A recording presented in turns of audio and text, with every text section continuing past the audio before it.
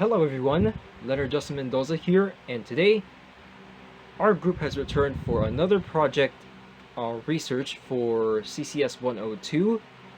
Last time we made a grocery cashier system for preliminaries, and now for midterms we were tasked to create a banking tier system, or rather bank tier system for different levels of users and what sorts of cash amounts they have for like limits and balance. So to explain our project in further detail, I shall give the floor to rest of my group mates. Take it away, everyone. This project is about creating a simple Java banking program that works like an ATM. Users can log in with their account number and PIN to deposit, withdraw, or check their balance. It includes the three account types: the basic, premium, and VIP, with a different withdrawal limits. The programs also blocks the users from withdrawing more than their balance and locks the account after 3 wrong PIN tries. These projects help us practice if-else statements, loops, and input checking. It also teaches how to handle transactions, limits, and login attempts using simple code. The goal is to make a clear, smooth working program that shows how programming applies in real-life banking system. Po sir, Dangal greetings po. I'm here to present banking system algorithm.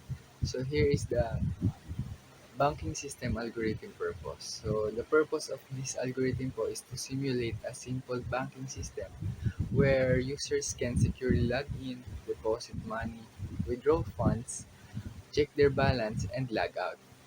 It also manages login attempts and applies different rules depending on the user's account tier. This algorithm explains how a simple banking system works. The user logs in using an account number and PIN, then chooses what to do: deposit money, withdraw cash, or check their balance. Each account type, basic, premium, or VIP, has different rules and limits. The system only allows 3 login tries and transactions per session to keep it safe and easy to use. So now, I'm going to present the first part of our pseudocode for a banking system. The program starts by displaying the title banking system and setting the variable running is equal to true, which means the system will keep running until the user exits. Next, a while loop is used to maintain the flow of the program. Inside this loop, variables like attempts, logged in, and withdrawn are set to manage login attempts, user status, and withdrawal limits. After that, the user is asked to enter the account number and a PIN. If the PIN is correct, the system displays what type of account it is. Example, PIN 111 is for a basic account, PIN 222 is for a premium account, and PIN 333 is for a VIP account. If the user enters the wrong PIN, the number of attempts increases. Once the user fails 3 times, the program locks the account and ends the login processes. And now for the second part of the pseudocode. Once the user successfully logs in, the system shows the main menu with 4 options. And the options is 1. Deposit, 2. Withdraw, 3. Check balance, and 4. Exit. If the user chooses deposit, the program asks for the amount and adds it to the balance, then displays the updated amount. If the user chooses withdraw, the program checks if the balance and daily limit are enough. VIP accounts have unlimited withdrawals. while basic and premium accounts have daily limits. If the user tries to withdraw too much, it displays insufficient balance or limit, which choosing balance will show the current balance of the account. Choosing exit will end the session and ask if another user wants to log in. If not, it displays thank you and ends the program. In summary, this pseudocode demonstrates how a basic banking system works, allowing login, deposits, withdrawal, and balance checking, while maintaining security through login limits and account types. Thank you.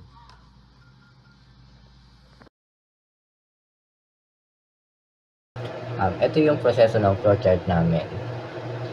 Part 1. Sa part 1, tatanungin ka muna kung may account ka. Tapos kung wala naman dito, dadaling ka sa create account page kung saan kailangan mong maglagay ng full name, email, password, course, at section. Pag na ilagay mo na yon, punta ka naman sa part 2. Kung may account na, diba, nagawa ka na nun sa part 1, hindi may account ka na. Tapos mapupunta ka na sa login page, kailangan mo lagay dun yung email at password. Then, pag tapos na yon, doon ka naman sa part 3. Pagkatapos malagin, i-check ng system kung anong type ng user ka, kung importer, exporter, or stock lord. Ngayon, tapos sa part 4, kapag tama ang credentials mo, tapos login successfully na, goods na yon. Kasi pag mali, dadagdag ang logging attempts sa 3 maling tries. Bali, pag nagkaroon ka na ng 3 maling tries, madi-disable pasamantala yung account na gagawin mo or yung ginawa mong account. Sa part 5, kung nakalimutan mo naman yung password, meron doon na forgot password option at pwede mo ito palitan. Kahit anumang oras, pwede mong palitan yon. So, dangal greetings everyone. Ipapakita namin kung ano yung flow ng aming flowchart na ginawa sa aming program. So, ayun, ang flowchart namin is naglalaman kung yung user is may account na ba o wala. May dalawang way na sasagutin siya dito kung meron siyang account o wala. Yes or no yung sasagot niya.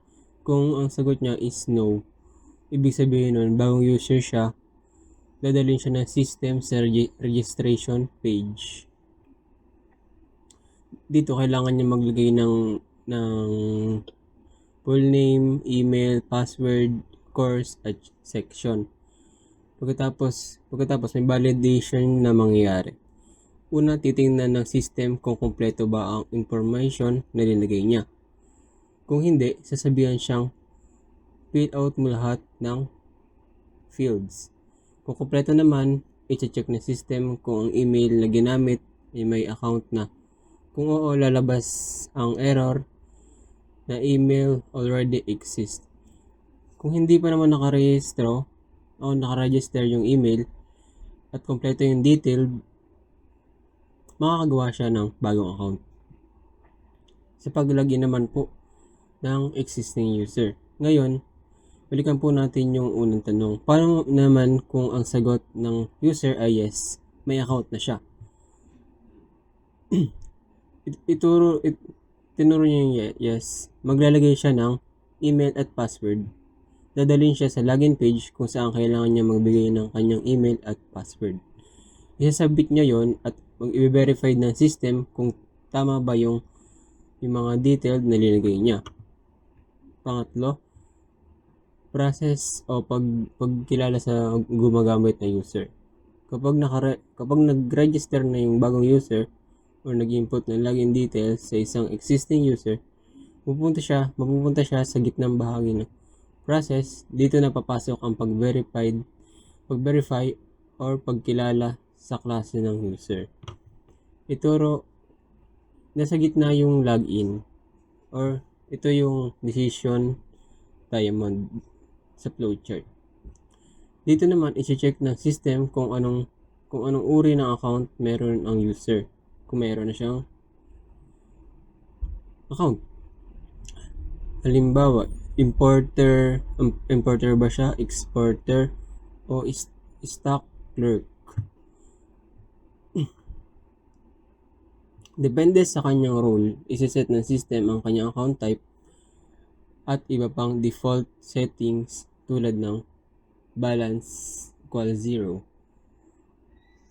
Pang-apat, matagumpay or successfully login versus failed login. Kapag nakilala ng system ang user, dalawa lang ang pwedeng kalabasan, successful login or failed login. Kung tama ang credential at role, makikita natin ang iba't ibang login successfully na merong message na depende sa type ng user niya. Ito ay login successful basic or login successful premium. Ayan naman kung paano kung mali yung password. Dito na papasok yung ating security feature. Meron lamang siyang 3 attempt na i-input yung password niya. Kung 3 beses siyang nagkamali, ang mangyayari is disable yung account niya para maiwasan yung hacking. Dapat 3 beses lang siya i-input. And pag tumama yung isa, makapasok na siya agad. Meron naman dito ang forgot password feature. I-click niya yung forgot password. Pagkatapos ito, ang system ay magpapadala ng reset link sa kanyang registered email. Sasabihin siya na i-check ang kanyang inbox.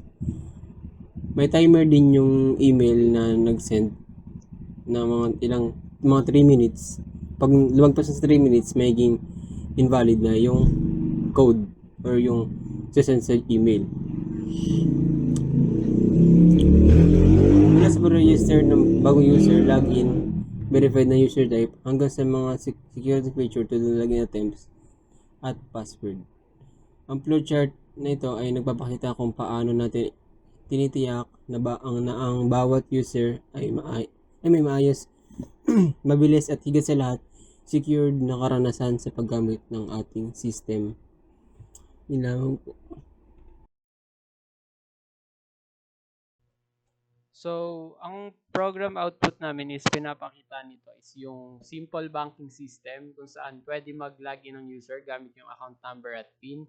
Kapag tama yung details ng account, meron kang pwedeng i-login basic, premium or VIP. Each account may kanya-kanya siyang starting balance at withdrawal limit kaya medyo realistic. Ito, pakita natin. Oh shit. Ayan. So, dito, na tayo, login as another user. Account number, basic lang to, 123111. So, dito, ipapakita kung yung 4 na choices, deposit, withdraw, balance, at exit. Pag deposit, pwede ka mag-deposit ng pera. Withdraw, pwede ka mag-withdraw. Balance, pwede makita yung balance mo at daily limit. At exit, pwede aalis ka na sa system. So, mag-withdraw tayo. Ay, balance pala muna. So, sa balance, meron tayong 10,000 at ang daily limit lang natin is 25. Try natin i-withdraw yung 10,000. Ayan. Ayan, nakita nyo, na-withdraw na natin siya. Tapos, wala na siyang balance. Check natin ang balance. Ayun, 0 na siya, tapos 15K na lang yung daily limit. So, overall, pinapakita ng output namin kung paano gumagana yung basic features ng isang bank system. May login, deposit, withdraw, at balance checking. Simple lang siya, pero user friendly at parang mini simulation ng real life banking.